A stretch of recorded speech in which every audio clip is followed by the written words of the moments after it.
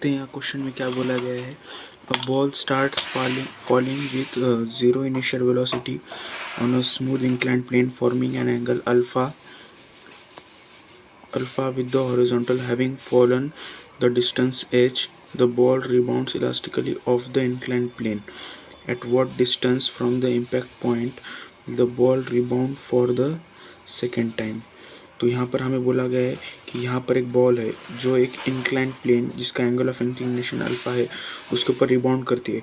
तो वो रिबाउंड करने से पहले वो क्या करती है कि है ना, वो एच हाइट पहले ही ट्रैवल कर लेती है। तो यहाँ पर रिबाउंड करने से पहले कुछ ऐसे एच हाइट पहले ही ट्रैवल करके आ जाएगा।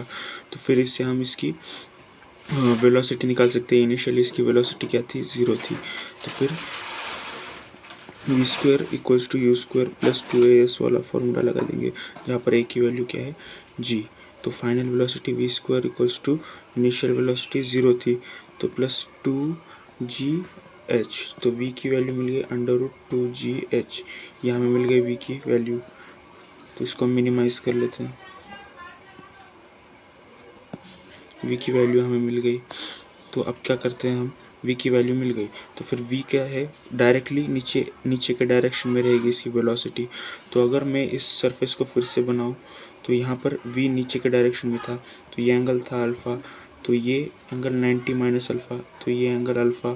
तो यहाँ पर v के दो कंपोनेंट्स बन जाएंगे, ये है v साइन अल्फ़ा और ये नीचे वाला कंपोनेंट रहेगा v कॉस अल्फ़ा।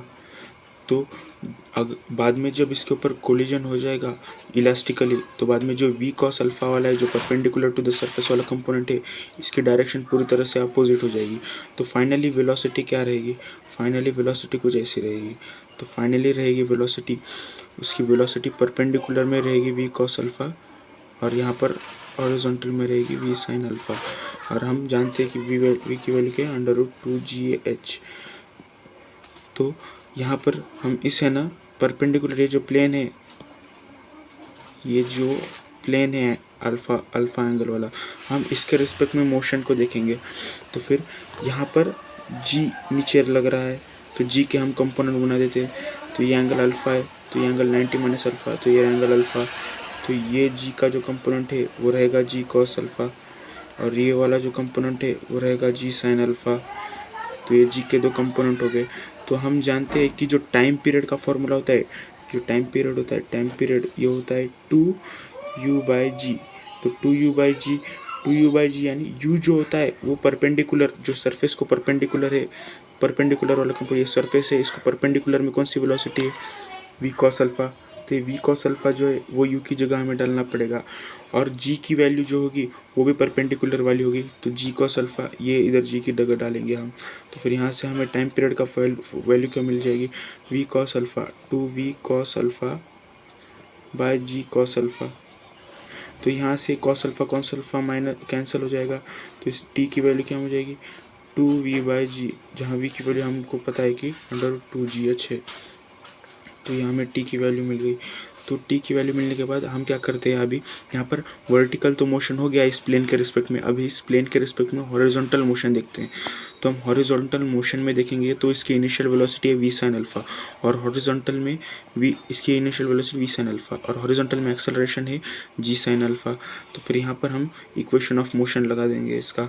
तो s equals to u t plus half a t square, ये वाला फार्मूला लगा देंगे। तो s जो है वही, तो पहले जो है वो इस पॉइंट पर रिबाउंड करता है, पहले इस वाले पॉइंट पर, इस पॉइंट को हम ये बोल देते हैं रिबाउंड करेगा। और फिर जब वो सेकेंड टाइम रिबाउंड करेगा तो यहाँ पर कुछ x डिस्टेंस पर जाकर रिबाउंड कर जाएगा। तो x डिस्टेंस ही तो डिस्प्लेसमेंट है, तो डिस्प्लेसमेंट में s की जगह हम डाल देंगे x।